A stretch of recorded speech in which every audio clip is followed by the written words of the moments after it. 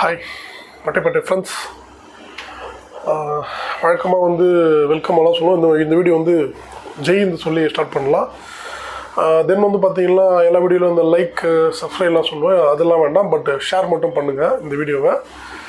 ஸ்ட்ரெயிட்டாக வீடியோக்குள்ளே போகலாம்.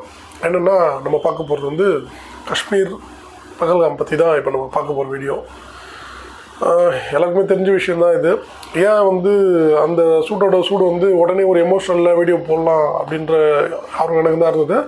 பட் இது வந்து ஒரு சென்சிட்டிவ் விஷயம்னும் போது நம்ம இதை வந்து எப்படி ஹேண்டில் பண்ணணுமோ எல்லா கிளியர் பிக்சரும் தெரிஞ்சதுக்கப்புறம் தான் இதை பற்றி பேசணும் அப்படின்றது பொதுவான இயல்பு. அதுதான். சில பேர் லூஸ் தரமாக பேசுவாங்க, அவங்களாம் விடுங்க. அதை பற்றி தான் இப்போ உள்ள பார்க்க போகிறோம். காஷ்மீர் அப்படின்னாலே வந்து பிரச்சனை, இது 1947 தான் வந்துட்டுருக்கு அப்படின்னு நம்ம இந்தியாவில் இருக்க எல்லாருக்குமே தெரியும்.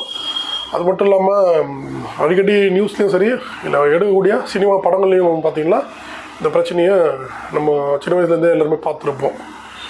ஸோ அப்படி இருக்கும்போது அடிக்கடி வந்து ஏதாவது அட்டாக் நடக்கும். எப்படின்னா தீவிரவாதிகள் என்ன பண்ணுவாங்கன்னு பார்த்திங்கன்னா, பாகிஸ்தான் ஆதரவு பெற்ற தீவிரவாதிகள் அவங்க என்ன பண்ணுவாங்கன்னு பார்த்திங்கன்னா, அதாவது இந்திய இராணுவம் இவங்க கூட தான் அதிகமான அட்டாக் இருக்கும், சரிங்களா. பட் முதல் முறையாக என்ன பண்ணுறாங்கன்னு பார்த்தீங்கன்னா அப்பாவி டூரிஸ்ட் பொதுமக்கள். ஸோ இது வந்து மிகப்பெரிய ஒரு கோழைத்தனமான ஒரு ஈன செயல் தான் சொல்லுவாங்க. ஸோ இந்த வீடியோ பார்க்குறதுக்கு முன்னாடி சில விஷயங்கள் நம்ம சொல்ல வேண்டியதாக இருக்குது.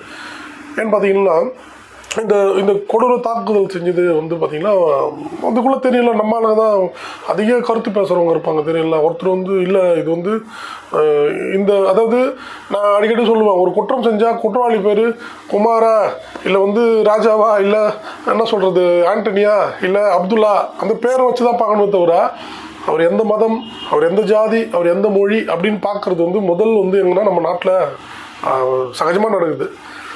ஒரு குற்றம் செஞ்சார்னா அந்த குற்றவாளி தான் குற்றவாளி, அவரோட பேர் மட்டும் தான் பயன்படுத்தணும். உடனே வந்து அவரோட ஹிஸ்ட்ரியை பயன்படுத்தக்கூடாது. அது நல்லா எப்பயுமே மைண்ட் ஏற்றிக்கோங்க. அதுதான் பேசிக். உலக நாடுகள்லாம் அதான் பண்ணுவாங்க, நம்ம நாட்டில் மட்டும்தான் இது கொஞ்சம் டிஃப்ரெண்ட்டு. இப்படி இருக்கும் பட்சத்தில் என்ன ஆகுதுன்னா, இல்லை இப்படி இது பண்ணாங்க இந்த மதமானு கேட்டாங்க. அங்கே இருந்தவங்க சொல்லியிருக்காங்க. இதை வந்து திரு ஒவைசி அவர்களே வந்து இதை சொல்லியிருக்காரு, பேட்டியில் சொல்லியிருக்காரு. இந்த மாதிரி கேட்டு கொல்லப்பட்டதாக தகவல். இது வந்து மிகப்பெரிய ஒரு கொடுஞ்செயல் அப்படி சொல்லிட்டு திரு ஒவைசி அவர்களும் கண்டிச்சிருக்காரு. இது மட்டும் இல்லாமல் காஷ்மீர் இருக்கக்கூடிய முதல்வர் அவரும் கண்டிச்சிருக்காரு. இந்த மாதிரி வந்து எல்லா தரப்புமே வந்து இது கண்டனம் தான் சொல்லியிருக்காங்க. ஏன் அப்படின்னு பார்த்தீங்கன்னா, பொதுவாகவே வந்து ஒரு இந்து வீட்டில் நல்லது கெட்டது அப்படின்னா கிறிஸ்டின் முஸ்லீம் நண்பர்கள் கண்டிப்பாக இல்லாமல் ஒரு நல்லது கெட்டது நடக்கிறது இல்லை. ஒரு முஸ்லீம் வீட்டில் நல்லது கெட்டது அப்படின்னா கிறிஸ்துவ மக்களோ இல்லை இந்துக்களோ இல்லாமல் நடக்குது. இந்த மாதிரி ஒவ்வொருத்தர் வீட்லேயுமே வந்து ஒரு ஃபங்க்ஷன் அப்படின்னு சொல்ல போனால் கண்டிப்பாக நம்ம ரிலேஷன்ஸ் எப்படி வராங்களோ அந்த மாதிரி மற்ற மதத்து நண்பர்களும் வராங்க. இதுதான் உண்மை. மற்ற மதம் மட்டும் இல்லைங்க, மற்ற ஜாதி மற்ற மொழி இந்த மாதிரி கலந்து நம்ம இந்தியான்றது வந்து ஒரு பாரத விலாசம்னு ஒரு படமே கூட வந்துருக்குது. அது மாதிரி நம்ம ஒன்றி வாழ்ந்துட்டு இருக்கோம், ஒரு அட்டாச்மெண்ட்டோட தான் வாழ்கிறோம். யாருமே வந்து பிரிவினைவாதெல்லாம் கிடையாது நமக்குள்ள. சில அரசியல் தலைவர்கள் இவங்களால அந்த மாதிரி நாய்களாலன்னு சொல்லலாம், அப்படி கூட சொல்லலாம், சரிங்களா. மற்றபடி வந்து நம்மளாம் சகஜமாக வாழ்ந்துட்டுருக்கோம், அனந்தமி மாதிரி தான் வாழ்ந்துட்டுருக்கோம். ஸோ அதை ரொம்ப முக்கியமாக இந்த இடத்துல பதிவு பண்ணி ஆகணும். அதுதான். அப்படி இருக்கும்போது வந்து பார்த்திங்கன்னா இதை குறிப்பிட்டு வந்து ஒரு மதத்தை டார்கெட் பண்ணுற மாதிரி ஒரு சிலர் பேசுகிறாங்க. இது பத்தாதுன்னு இல்லை. அது ஸோ அந்த பண்ணது எல்லாமே வந்து அந்த தீவிரவாதி எல்லாமே இந்துக்கள் தான். அவங்க வந்து வேணும்னே வந்து இந்த மாதிரி ஒரு ட்ராமா பண்ணி இது பண்ணாங்க. இவங்களாம் வந்து கதையெல்லாம் எழுதி எங்கேயா சினிமாலாம் எடுக்க போகலான்னு நினைக்கிறேன். தெளிவாக வந்து என்னென்னா பாகிஸ்தான் ஆதரவு பெற்ற தீவிரவாதிகள், அவ்வளோதான். அவங்களுக்கு வந்து ஜாதி பார்க்காதீங்க, அவன் மொழியை பார்க்காதீங்க, அவன் மதத்தை பார்க்காதீங்க, தீவிரவாதி, சரியா. அப்படி அந்த ரூட்டில் கவர்மெண்ட் கரெக்டாக போயிட்டுருக்கு, நம்ம இந்தியன் கவர்மெண்ட். ஆனால் சம்மந்தம்லாம் சில நாய்கள் வந்து என்ன பண்ணுறாங்கன்னா இது இப்படியா அது எப்படியா அந்த டாப்பிக்கே போகாதீங்க, சரிங்களா. குற்றம் செய்த குற்றவாளிகள் தீவிரவாதிகள் அவங்க சட்டப்படி தண்டிக்க பண்ணணும். அரசாங்கம் அதுக்கான வேலையை பண்ணுது. சரி, இப்போது கிளியராக தெரிஞ்சு போச்சு, இது வந்து பாகிஸ்தானோட வேலை தான், சதி வேலை. அதாவது அவங்க ஆதரவு பெற்ற லஷ்கர் இ தொய்பா, அவங்க ஆதரவு பெற்ற இன்னொரு டீமோட வேலை தான் அப்படி சொல்லிட்டு அது அடையாளம் கொண்டு அவங்க வீடுகளை, அதாவது அங்கே இருந்து காஷ்மீர்லேயே இருந்து ஆதரவு தரக்கூடிய சில பல தீவிரவாத ஆதரவு பெற்ற தீவிரவாதிகள்னு சில பேர் இருப்பாங்க பார்த்தீங்களா, பேர் வாங்கணும் லிஸ்ட்டில். ஸோ அவங்க வீடுகளை இடிக்கிறாங்க. இது மட்டும் இல்லாமல் பாகிஸ்தானுக்கு செல்லக்கூடிய நதி நீரெல்லாம் வந்து ஸ்டாப் பண்ணுறாங்க. கவர்மெண்ட் வந்து என்னென்னா உடனடியாக வந்து எல்லாமே என்ன உடனே 4 ஃப்ளைட் எடுத்துமா குண்டு போட வேண்டியதானே, சுட வேண்டியதானே, அதெல்லாம் பண்ண முடியாது. ஏன்னா நேரடியாகவும் மறைமுகமாக, அதாவது எப்படின்னா தொழில் ரீதி மற்றும் வந்து படிப்புகள் வேறு ஏதாவது ஒரு காரணங்களால் வந்து டூரிஸ்ட் அந்த மாதிரி பாகிஸ்தானில் குறிப்பிட்டு ஒரு லிஸ்ட் எடுக்க போனால் இந்தியர்கள் எப்படியும் ஒரு 500-1000 பேராவது இருப்பாங்க. எம்பசி கவர்மெண்ட் அரசு ஊழியர்களே பார்த்தீங்கன்னா ஒரு 150 பேர் 200 பேர் இருப்பாங்க. ஸோ அவங்களெல்லாம் வந்து வெளியே கொண்டு வந்ததுக்கப்புறமா தான் அங்கே வந்து ஃபைட்டுன்ற நடவடிக்கை நம்ம கொண்டு போக முடியும். ஆனால் நிறைய பேர் நம்ம உடனடியாக அடிக்கலையான்றாங்க. ஸோ அதுக்கான வேலைகள் தான் எல்லாமே நடந்து முடிஞ்சிச்சு. ஆல்மோஸ்ட்டு மே 1 இதுக்கான எங்கன்னா ஸ்டேட்டாக பாகிஸ்தானுக்கு கூட நம்ம வந்து நேராக அட்டாக் பண்ண போகிறதில்ல. POK பாகிஸ்தான் ஆக்குபைடு காஷ்மீர் இந்த இடத்த நம்ம எடுக்க போகிறோங்க. அதாவது இந்தியன் கவர்மெண்ட் வந்து ஃபஸ்ட்டு இங்கே எடுக்கிறாங்க. ஏன்னா அங்கே வந்து 42 தீவிரவாத முகாம்கள் கண்டுபிடிக்கப்பட்டிருக்கு. ஸோ அது வந்து என்னென்னா பழைய இந்தியாவாக இருந்தது. பழைய ஆட்சி காலத்தில் வந்து பாகிஸ்தான்லேருந்து வரக்கூடிய தீவிரவாதிகளோ இல்லை அவங்க ஆதரவு பெற்றவங்களோ வந்து அப்படி நின்று வந்து அதை வந்து POKன்னு ஒரு டாப்பிக்கே வச்சிட்டாங்க. ஸோ அதை தான் வந்து இப்போ முதல் முறையாக வந்து நம்ம இந்திய அரசாங்கம் வந்து அந்த இடத்த வெக்கேட் பண்ணி முழுக்க இந்தியாவை ஆக்க போகிறாங்க. சரிங்களா? ஸோ இப்படி போயிட்டுருக்கு. இதில் அப்படி போகும்போது இந்த தீவிரவாதிகளுக்கு வந்து சில நான் சொல்ல விரும்புகிறேன் இந்த இடத்துல. என்னென்னா, அதாவது நீங்கள் பாகிஸ்தான் எந்த நாட்டு ஆதரவாக இருங்க, அதாவது உங்களுடைய எண்ணம் என்னென்னா, உங்கள் நாட்டில் யாராவது வந்தால் உங்கள் நாட்டுக்குள்ளே வந்து பிரச்சனை பண்ணால் அவங்கள வந்து நீங்கள் எதிர்த்து ஏதாவது பண்ணுங்கள். அது வந்து அதுவும் சட்ட ரீதியாக பண்ணுங்கள். அதுவும் வந்து இதுதான் உண்மை. இன்றைக்கி எல்லாம் நம்ம எல்லாமே வந்து கற்காலத்தில் வாழலை, இன்றைக்கி வந்து கம்ப்யூட்டர் காலத்தில் வாழ்கிறோம். ஸோ சட்ட ரீதியாக என்ன ஒருத்தர் வந்து தப்பு பண்ணோன்னா இதுக்கு இந்த முறையா அப்படின்னு சொல்லிட்டு அது பண்ணுங்க. அதை விட்டு வந்து இந்த நாய்கள் தான் வந்து இன்னொரு இடத்துல இன்னொருத்தர் வந்தால், அதாவது பக்கத்து தெரு நாய் இந்த தெருவுக்கு வந்தால் தெரியல உடனே குறைச்சி சண்டை போட்டு கடிச்சு தட்டி விடுங்க. அந்த மாதிரி வேலையை பண்ணாதீங்க. நம்ம கற்காலத்தில் வந்து காட்டுவாசியாக வாழணும். ரொம்ப பிற்போக்கான பின்தங்கிய செயல்பாடில் இருக்கீங்க. எனக்கு குறிப்பிட்டு வந்து பாகிஸ்தான் தான் இந்த மாதிரி வந்து ரொம்ப பிற்போக்காக வாழ்ந்துட்டுருக்காங்க. ஃபஸ்ட்டு வந்து பார்த்திங்கன்னா ஆப்கானிஸ்தான் அந்த மாதிரி கொஞ்சம் சில ஸ்ட்ரகிள் இருந்தாங்க. இன்றைக்கி அவங்களாம் வந்து ரொம்ப மேலே வராங்க. அதாவது ரொம்ப படிப்பு மற்றும் பல விஷயங்கள் வந்து நாங்களும் வளர்ந்து வரோம் சொல்லிட்டு ஆப்கானிஸ்தான் இங்கே வராங்க.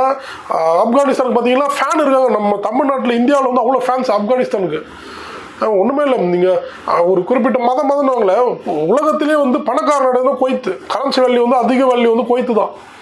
இன்றைக்கி வந்து துபாயில் இருக்க மாதிரி டெக்னாலஜி வந்து எங்குமே கிடையாது. அந்த மாதிரி வேறு லெவலில் வந்து குரோத்தாக போகிறோன்னு இருக்கான். ரொம்ப பிற்போக்காக மங்கி போன பன்னி மூலையை தலைக்குள்ளே வச்சுக்கின்னு நாய் மாரி நாசமாக போகிறோன்னு இருக்கான். அதுதான் பாகிஸ்தான். சரிங்களா? உண்மையிலே வந்து ரொம்ப, அதாவது தெரியும் அவனுக்கு வந்து ஏன்னா கோவிட் டைம் வந்து சாப்பாடு கூட பிச்சை எடுத்துருக்கானுங்க. நம்ம இந்தியன் கவர்மெண்ட் வந்து கோதுமையிலேருந்து அரிசியிலேருந்து நிறைய ஃபுட் ஐட்டம்ஸ் வந்து டன் கணக்கில் கொடுத்துரும். எல்லாருக்குமே தெரியும், நியூஸ்லாம் வந்தது. இப்படி இருக்கும்போது நீங்கள் என்ன பண்ணணும், படிங்க, உங்களுடைய நாட்டோட வளர்ச்சியை பாருங்கள், இன்னும் வந்து நல்ல குரோத்துக்கு வளருங்க.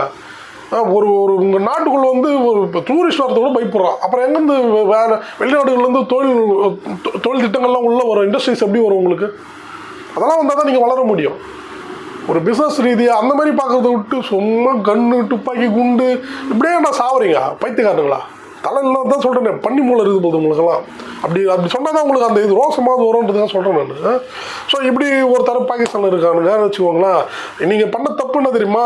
காங்கிரஸ் பீரியடில் வந்து மும்பையெல்லாம் வந்து அடிச்சிங்க, தெருவாக வந்து விட்டீங்க. அதாவது ஏதோ என்ன சொல்கிறது, உங்கள் ஊருக்குள்ளே போகிற மாதிரி அவ்வளோ ஈஸியாக பண்ணீங்க. இது வந்து பகல்காம்ன்றது வந்து நல்லாவே தெரியும்.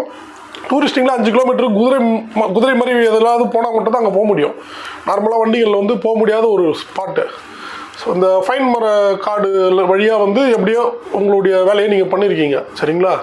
அது வந்து எப்படின்னா ஆல்மோஸ்ட் வந்து ஒரு என்ன சொல்லுவாங்க, அபாண்டட் ஏரியா மாதிரி சொல்லுவாங்க. அதாவது ஒரு மாதிரி ஒதுக்குப்புறமான பகுதின்னு சொல்லுவாங்க, காடு ஒதுக்குப்புறமான பகுதி. சரிங்களா? ஆனால் செக்யூரிட்டி இருந்த மும்பை, எனி டைம் வந்து பயங்கர பரபரப்பாக இருக்கக்கூடிய செக்யூரிட்டிகள் நிறைந்த மும்பை சிட்டி பகுதியிலேயே காங்கிரஸ் பீரியடில் பண்ணாங்க. நான் வந்து உடனே இந்த அரசியல் பேசுறதுக்காக சொல்ல வரலங்க. அப்போது அதுதான் வந்து பயங்கர மிகப்பெரிய பாதுகாப்பு குறைபாடு. தவிர ஒரு காட்டுக்குள்ளே நடக்கிறத வந்து பார்த்திங்கன்னா பெரிய பாதுகாப்பு குறைபாடு மாதிரி இவர் மோடியா ஒரு அமித்ஷாவா அப்படி இப்படின்னு சொல்லிட்டு சில பேர் பேசிட்டு இருக்காங்க. நான் அதுக்கு வரேன். நீங்கள் இந்த தீவிரவாதிகள் என்ன பண்ணியிருக்கீங்க? சரி, இதை பண்ணிட்டீங்க பார்த்தீங்களா, மிகப்பெரிய தப்பு பண்ணிட்டீங்க. நீங்கள் எப்படின்னா 2008 பண்ண மாதிரி இப்பவும் பண்ணிட்டா அப்போனா அப்துல் கசாப்பா உட்கார வச்சு பிரியாணியெல்லாம் கொடுத்து பேச்சுவார்த்தை நடத்தி கோர்ட்டுக்கிட்டுன்னு 1 வருஷம் 2 வருஷம் வச்சாங்க. அந்த மாதிரி ஜாலியாக இருக்கலாம்னு நினச்சினுக்கிறீங்க. தப்பு பண்ணிட்டீங்கன்னா பாருங்க, கொஞ்சம் டேஞ்சர். திரு மோடி அவர்களும் சரி, திரு அமித்ஷா அவர்களும் டேஞ்சர். அவ்வளோதான் சொல்ல முடியும். நீ ஒரு அடினா கண்டிப்பாக உனக்கு பதிலில் 100-200 அடி வாங்கிடுவேன். சரியா? அதனால தயவுசெய்து பெரிய தப்பு பண்ணிட்டீங்க. முடிஞ்ச வரையும் பாகிஸ்தான் ஒட்டுமொத்த பாகிஸ்தானும் மன்னிப்பு கேட்டு எதுக்குன்னா பிராய்ச்சித்தம் அந்த மாதிரி ஒரு ஐநா சம்பவங்களும் அந்த மாதிரி ஏதாவது ஒரு பண்ண பாருங்க. இல்லைன்னா பெரிய அழிவுக்கு வந்து பாகிஸ்தான் போகும். ஒன்றும் இல்லை சீனா சப்போர்ட் வருவா அப்படின்னு பகல் கனவுலாம் காணாதீங்க. சீனாலாம் என்ன பண்ணுவோம் அறிக்கை தான் அவனுக்கு ஒரு ஸ்பாட் வேணும். நீ வந்து ஏற்கனவே நீ ஸ்ரீலங்கா மாட்டினுக்கிறான் சீனா கிட்ட அந்த மாதிரி தான் பாரு எனக்கு சீனா சப்போர்ட்னு சொல்லிட்டு நீ வட்டி கட்டுனுக்கிறான். ஸ்ரீலங்கா வட்டி கட்டின்னு சாவுறான். அந்த மாதிரி சீனா கிட்ட அடிமையாக மாட்டிக்க போகிறீங்க. மாட்டிங்களாலும் சரி இந்தியா கிட்ட சீனா இதை கூட பண்ண முடியாது. உங்களுக்கு நல்லா தெரியும் நினைக்கிறேன். இப்போ வேர்ல்டு வைடு வந்து எக்கனாமிக்கல் ப்ராப்ளம் வரும்போது வேர்ல்டு வைடு இருக்க இன்வெஸ்டர்ஸ்னால் வந்து இந்த ஷேர் மார்க்கெட்டில் போடுவாங்க. பார்த்தீங்களா பணம் போடுறவங்களாம் எங்கே போட்டான்னா ஒன்று கோல்டில் போட்டால் இன்னொன்று இந்தியன் ஷேர் மார்க்கெட்டில் போட்டான். எடுத்து பாருங்கள் ரெக்கார்டை. சரியா? இந்தியா வந்து அவ்வளோ குரோத்தில் இருந்துன்னு இருக்குது. உலக அளவில் வந்து பார்த்தீங்கன்னா இன்வெஸ்டர்ஸ் வந்து இந்தியாவுக்குள்ளே இருக்கானுங்க. நீ நினச்சா நீங்கள் சைனா கை வச்சா மற்ற நாட்டில் கம்முன்னு இருந்துருமா சொல்லிட்டு. அதுதான் வந்து நிறைய பேர் சொன்னாங்க பாருங்க ரஷ்யா உக்ரைன் மாதிரி தான் வேர்ல்டு வார் ஸ்டார்ட் ஆகுன்ட்டு. அதுக்கு ஆகாது, இதுக்காகும். சைனா பாகிஸ்தான் மட்டும் தான் அந்த சைடில் நிற்கணும். ரஷ்யாவே இந்த சைடு தான் வந்து நிற்கும், இந்தியா சைடு. இந்த மாதிரி பெரிய விஷயம் இருக்குது. அதெல்லாம் உங்கள் அந்த பண்ணி மொழிக்கு புரியாது. நான் டாபிக் வரேன் நேரம். சரிங்களா?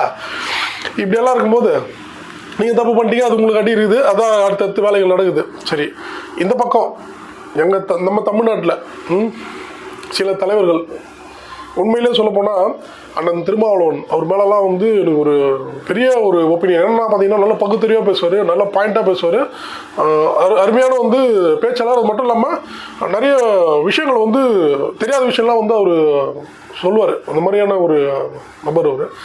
ஆனால் பார்த்தீங்கன்னா ஒரு சமீப காலமாக வந்து பார்த்தீங்கன்னா ஒரு டிஃப்ரெண்ட்டான அரசியல். அதாவது எப்படின்னா காய்ச்ச மரத்தில் கல் அடித்தாதான் கனி கிடைக்கும் அப்படின்னு ஒரு பழமொழி சொல்லுவாங்க. அந்த மாதிரி எதுக்கெத்தாலும் வந்து ஏதாவது ஒரு விஷயத்தில் வந்து பாஜக சரி ஓகே அது அரசியல் ரீதியாக பண்ணுறாரு ஓகே. ஆனால் இந்த மாதிரி ஒரு சுச்சுவேஷன் வரும்போது அதாவது பார்த்தீங்கன்னா இது வந்து நம்ம ஒரு அரசோட ஒத்துழைப்பு கொடுக்க வேண்டிய சுச்சுவேஷன். ஏன் அவர் கூட்டணி இருக்கக்கூடிய ராகுல் காந்தி அவர்களே வந்து கூட்டணி தலைமையை வந்து முழு ஒத்துழைப்பு அரசுக்கு என்ன நடவடிக்கை தான் நாங்கள் சப்போர்ட் பண்ணுறோம். அதேமாதிரி எதிர்த்தரப்பில் இருக்கக்கூடிய திரு ஓவைசி அந்த மாதிரி நிறைய பேர் வந்து இந்திய அரசுக்கு சப்போர்ட் நாங்கள் ரெடியாக இருக்கோம், நீங்கள் என்ன வேணாலும் பண்ணுங்க, நாங்கள் யாருமே எதிர்த்து பேச மாட்டேன்னு. ஆனால் இவர் மட்டும் அண்ணன் என்ன பண்ணுறாரு சில எதிர்மறையான கருத்துக்கள். அதாவது பார்த்தீங்கன்னா இல்லை விடுங்க நான் இந்த சில விஷயம் ரொம்ப டீப்பாக போக விரும்பல. என்ன சொல்லியிருக்காரு, அவங்களுக்கு போகிற நதி நீரை ஸ்டாப் பண்ணுங்கள், பாகிஸ்தான் மேலே அட்டாக் பண்ணாதீங்க. ஏன் இந்த மாதிரி அப்போ வேறு என்ன தான் பண்ணலாம்? இப்போ காலில் விழாமல் எல்லாருமே பாகிஸ்தான் காலில் சொல்லுங்கள். ஏன்னா நீங்கள் ஒரு ஆள் இப்படி பேசுகிறீங்கன்னு நினச்சிடுறீங்க, ப்ரெஸ்ஸுக்கு பேட்டி கொடுத்துட்டு போயிடுறீங்கன்னு சொல்லிட்டு. ஆனால் உங்களை பேஸ் பண்ணி உங்கள் தொண்டர்கள் எல்லாருமே வந்து அந்த மென்டாலிட்டி வந்துடுறாங்க, அந்த மைண்ட் செட்டுக்கு வந்துடுறாங்க. கிட்டத்தட்ட வந்து அப்படியே நம்மளும் பாகிஸ்தானால் மாறிடலாமான்ற மென்டாலிட்டிக்கு வந்துடுறாங்க. இப்போ சிம்பிளுங்க, நம்ம வீட்டை சார்ந்தவங்களை வந்து ஏதோ ஒன்று பண்ணிட்டா நம்ம என்ன பண்ணுவோம், நேராக போலீஸ் ஸ்டேஷன் போவோம். சட்டப்படி வாழ்றதுனால நம்ம வந்து ஒரு நாட்டுக்குள்ளே வாழ்றதில்ல. பட் ஒரு நாடு இன்னொரு நாட்டுக்குள்ளே வந்து பப்ளிக்கை வந்து நம்ம பப்ளிக் அழைச்சிட்டு போகிறான்னா அவனை வந்து என்ன பண்ணணும் எனக்கு தெரியல. உங்ககிட்டே கேட்குறேன், சொல்லுங்கள். நீங்கள் தான் சொல்லுவீங்க அச்சனா அத்துமீறு திமிரி ஏழுலாம் சொல்லுவீங்க. அப்போ இதுக்கு எப்படி போய் காலில் விட சொல்கிறீங்களா? சொல்லுங்கள். தெரியல. இது ஒன்று. அது மட்டும் இல்லாமல் அமித்ஷா அவர்கள் பதவி இல்லைன்னு மோடி அவர்கள் பதவி இல்லைன்னு சொல்கிறீங்க. ஏற்கனவே ஒரு ப்ரெஸ் ரிப்போர்ட்டரே கேட்டாங்க. ஆக்சுவலாக இது நான் வந்து நீங்கள் அந்த ஸ்டேட்மெண்ட் கொடுத்த உடனே ஃபஸ்ட்டு உங்களுக்கு வந்து அந்த மீடியா நீங்கள் பேட்டி கொடுக்கும்போது அந்த கமெண்ட்டில் நான் போட்டது இது ஃபஸ்ட்டு போட்டேன். அதுக்கப்புறமா தான் அந்த ரிப்போர்ட்டர்லாம் கூட உங்களுக்கு வந்து பப்ளிக்காக கொஸ்டின் கேட்டாங்க. அந்த மாதிரி கள்ளக்குறிச்சியில் வந்து இவ்வளோ மரணங்கள் ஆச்சு, அதுக்கு சொன்னீங்களா? அது வேறு இது வேறுனா எப்படிங்க? ஒரு போலீஸ் ஸ்டேஷன் அருகாமையில் 100 மீட்டர் போலீஸ் ஸ்டேஷன், அங்கே வந்து கள்ளச்சாராயம் விற்று அதை வாங்கி குடிச்சு 50 பேர் இறந்து போகிறாங்க, இன்னும் மரக்காத்தில் இறந்து போகிறாங்க. இந்த மாதிரிலாம் சாகும்போது இது வந்து ஒரு எல்லண்டோ சட்டம் ஒழுங்கு தவறின ஒரு தலைமை வந்து பதவி விலகணும்ல, அதையே நீங்கள் சொல்ல மாட்டீங்க. அதுவும் பரவாயில்ல, மக்கள் வாழ்கிற ஊர் நடுவில் டேங்க் மேலே ஏறி மலத்தை கலந்துருக்கானுங்க. அது 1 வருஷம் 2 வருஷம் மேலே கண்டுபிடிக்க முடியாமல் கேஸை சிபிஐ கிட்ட கொடுங்கன்னு சொல்லிட்டு கோர்ட்டு சொல்லும்போது அவசரமாக ஒருத்தர் பிடிச்சின்னு வந்து இவங்க தான் குற்றவாளி நிற்க வச்சாங்க. இது ஏதாவது சொன்னீங்களா? முதல் ஒரு பதவி இலகணும்னு சொல்லிட்டு சொல்லுங்கள். குடிக்கிற தண்ணியில் மழை கலந்துருக்காங்க, அதுக்கு ஒரு வார்த்தை பேசணுங்க. அதாவது கூட்டணின்ட்டா நீங்கள் தப்பாக புரிஞ்சுனீங்கன்னா தெரியல.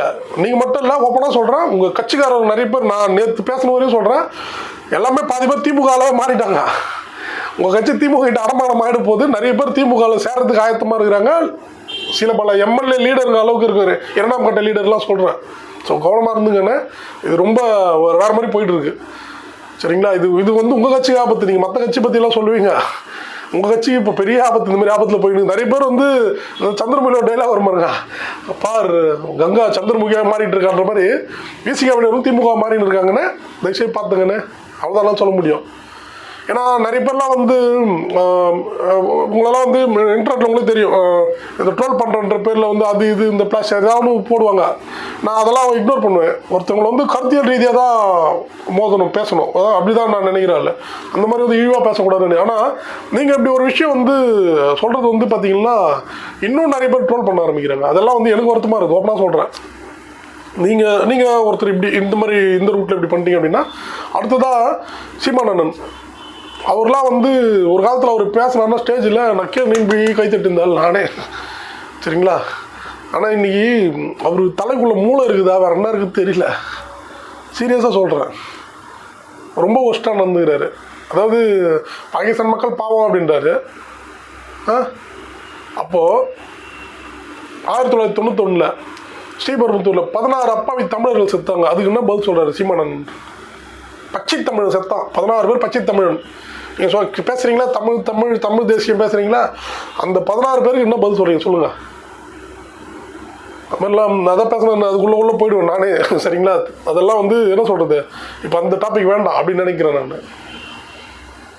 ஸோ நீங்களாம் இந்த மாதிரி பேசுறதை வச்சு அந்த லேடி மேடம், அவங்க பேர் வந்து சுந்தரவல்லி மேடமா, அந்த மேடம் என்ன பேசுகிறாங்கன்னு பார்த்தீங்கன்னா அவங்களுடைய பதிவுகள்லாம் எனக்கு தெரிஞ்சு கண்டிப்பாக வந்து சீக்கிரமாக அவங்கள போலீஸோ இல்லை அதுக்கு மேலே இருக்கக்கூடிய என்ஐஏவோ இல்லை வந்து சிபிஐ கூட அரெஸ்ட் பண்ணலாம் போது அவங்கள. அந்த மாதிரி அவங்க வேணும்னு பண்ணுறாங்களா இல்லை அப்படியாவது ப்ராப்ளம் ஆகலான்னு பண்ணுறாங்களான்னு தெரியல.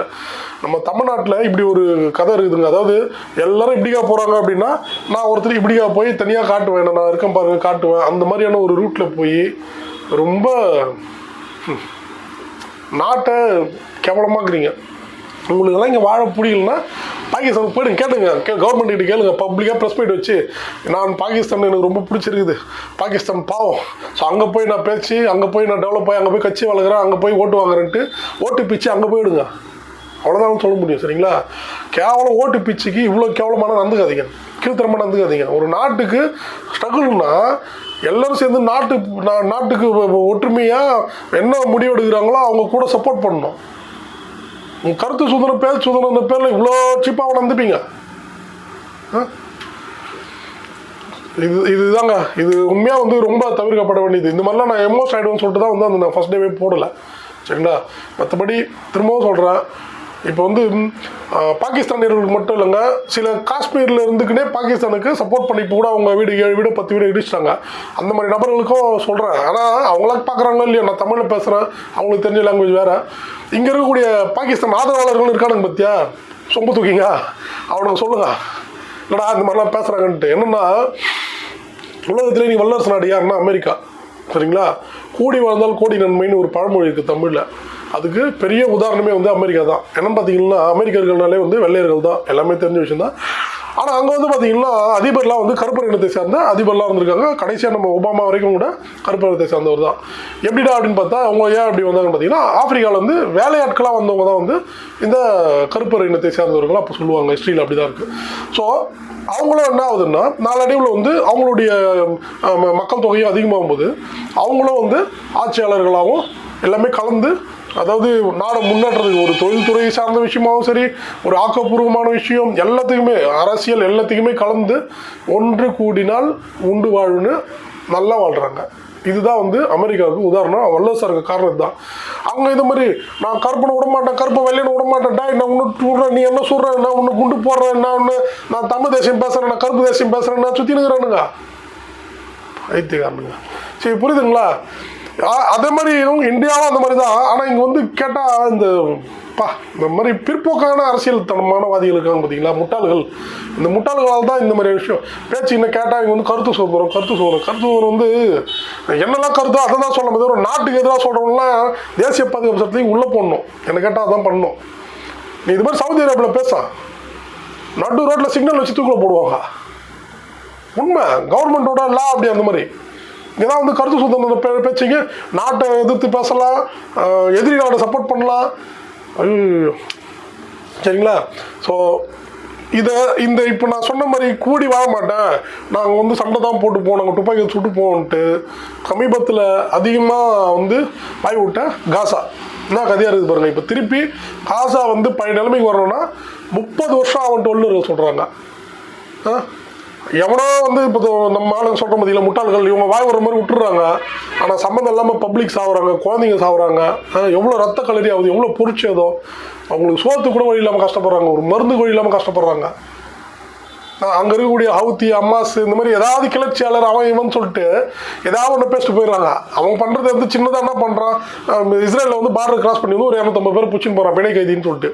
தேவை அவன் பண்ண வேலை. இப்போ எப்படி இங்கே காஷ்மீரில் இருந்தால் அதே வேலை தான். காசா என்னாச்சு, சாம்பலாச்சு. சும்மானா வந்து இந்த நாடு சும்மா கண்டனாங்க.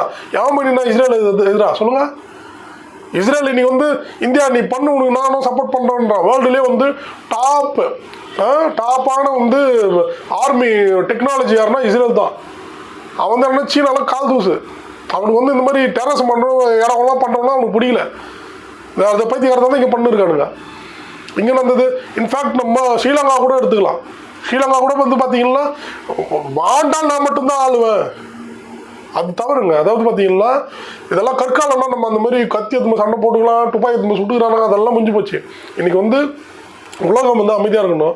எல்லா நாட்டிலையுமேங்க. இப்போ நான் கூட வந்து நான் ஆளுநர்னா வா அரசியல் இதில் வந்து தேர்தலில் நில்லு, எம்எல்ஏவோ எம்பியோ அது மாதிரி எல்லா நாட்டிலையும் அந்த சட்டங்களை அமல்படுத்தியாச்சு. இன்னைக்கு இலங்கையில் தமிழ் எம்பி இல்லைங்களா, அந்த காலத்தில் இப்போ இருக்காங்களே தமிழ் எம்பி இருக்காங்களே நாடாளுமன்றத்திலாம். ஸோ அப்போ என்ன சொல்ல வராங்க, நீ வந்து அரசியல் வந்து நீ ஆண்டுங்க, உனக்கு மெஜாரிட்டி வச்சு அந்த மாதிரி தான் வந்து கான்செப்ட் வரும்போது நம்ம அதாவது விடுங்க நம்ம பற்றி ஏதோ போயிட்டு செங்க போய் நிற்க ஆரம்பிக்குது. ஸோ இந்த பாகிஸ்தான் பரதேசி ஆகட்டும், இல்லை காஷ்மீரில் இருக்கிற காகிதமாகட்டும், எவனா ஆகட்டும், மூளையோட நடந்துங்களா பாவீங்களா, நீங்கள் ஒன்றுபட்டு வாழ ஆசைப்படுங்க. அப்போ தான் வந்து காஷ்மீர்லாம் வந்து பார்த்தீங்கன்னா இந்தியாவில் வந்து ஒரு அழகான வந்து ஒரு மாநிலம், சரிங்களா. அங்கே இருக்கக்கூடியவர்கள் வந்து பார்த்தீங்கன்னா நிறைய இப்போ ரீசெண்டாக நிறைய படிக்கணும்னு ஆசைப்பட்றாங்க, நிறைய விஷயங்கள் வந்து அவங்க மேலே வரணும்னு ஆசைப்பட்றாங்க, அவங்க பிஸ்னஸ் பண்ணணும்னு ஆசைப்பட்றாங்க. எவ்வளோ பேர் வந்து பார்த்தீங்கன்னா இப்போ அந்த தீவிரவாதிகள் எதிராக பப்ளிக்கு சப்போர்ட் பண்ணியிருக்கிறாங்க. பாவம் ஒரு இஸ்லாமிய தோழர் ஒருத்தர் சகோதரர் ஒருத்தர் இறந்து போகிறாரு, ஒரு குதிரை சவாரி பண்ணுறவர், அவர் பாவம் அவர் இறந்து போகிறாரு. ஒரு இன்னொரு இஸ்லாமிய சகோதரர் வந்து ஒரு குட்டி பையனை வந்து தோல் மேலே தூக்கிட்டு ஓடுறாரு காப்பாற்றுறதுக்கு. ஸோ எவ்வளோ அங்கே இருக்க பப்ளிக் அதிகம் எப்படியான அங்கே இருந்து இஸ்லாமிய பப்ளிக் தான் வந்து டூரிஸ்ட் பொதுமக்கள்லாம் காப்பாற்றிருக்காங்க. ஸோ அவங்கெல்லாம் வந்து அப்படி மேலே வரணும், நம்ம வளரணும், ஒரு மும்பை மாதிரி சென்னை மாதிரி நம்மளோட இது சிட்டியும் வந்து டாப்பாக இருக்கணும், நம்ம மாநிலமும் வந்து குரோத்துக்கு வரணும்னு அவங்க ஆசைப்படுறாங்க மக்கள். ஆனால் இந்த பன்னி மூலம் இருக்க சில கிளர்ச்சியாளன்றவங்க பார்த்தியா, அவனெல்லாம் நீங்கள் போராட்டம் பண்ணுறீங்களம்மா, தங்கச்சிங்கெல்லாம் பண்ணாங்க இஸ்லாமிய சகோதரிகள் பார்த்து, அவங்களாம் வந்து தெருவில் இறங்கி வந்து போர்டு ஏந்தி ஸ்டாப் டெரரிசம் சொல்லி போர்டு ஏந்தி போராடுறாங்க. இங்கெல்லாம் போர்டு ஏந்தி போராட்டம் பண்ணுறது அவங்களாம் பார்த்து செருப்பாலே அடிக்குமா, நடு ரோட்டில் வச்சு செருப்பால் அடிக்க. இன்னைக்கு இருக்க வந்து இன்னைக்கு அங்கே இருக்கக்கூடிய சிஎம் யார், அவரே என்ன சொல்கிறாரு சரிங்களா. ஸோ தயவுசெய்து சொல்கிறேன், இங்கே தான் அதாவது எனக்கு தெரிஞ்சு நம்ம ஊரில் தான் நினைக்கிறேன், மற்ற ஸ்டேட்டில் அந்த அளவுக்கு தெரியல. அசாமில் ஒருத்தர் பேசினார், எம்எல்ஏ பேசினார், உடனே தூக்கி போட்டாங்க, எண்ணெயை உள்ளே தூக்கி போட்டாங்க, சரிங்களா. இவங்களே தூக்கி போடுங்க தேசிய பாதுகாப்பு சட்டத்தில், தயவுசெய்து சொல்கிறேன், ரெக்வஸ்ட்டாக கேட்டு இந்த வீடியோவில். ஸோ யாராக இருந்தாலும் சரிங்க, நம்ம நாட்டுக்கு எதிராக எவன் செயல்பட்டாலும் அவனை நெஞ்சு நிமித்தி அடிப்போம், சரிங்களா. இன்னைக்கு கூட சரி வாங்கப்பா ஆள் 10 ஆர்மிக்கு வாங்கன்னா நான் கூட ரெடிங்க, நான் ரெடி. ஏற்கனவே நல்லா வந்து சிஆர்பிஎஃப்லாம் செலக்டட் கேண்டிடேட் நான், சரிங்களா, அதெல்லாம் பிரச்சனை இல்லை. ஸோ போகலாம் யாராலும் சரி. அப்படி வந்து துணிஞ்சு நாட்டுக்காக வந்து முன்னாடி நில்லுங்க. அதை விட்டு கருத்து பேசுகிறன்ற பேரில் பார்த்திபன் சார் மாதிரி ஏதாவது பேசிட்டு கட்ட வார்த்தையில். ஸோ ஜெய்ஹிந்த்.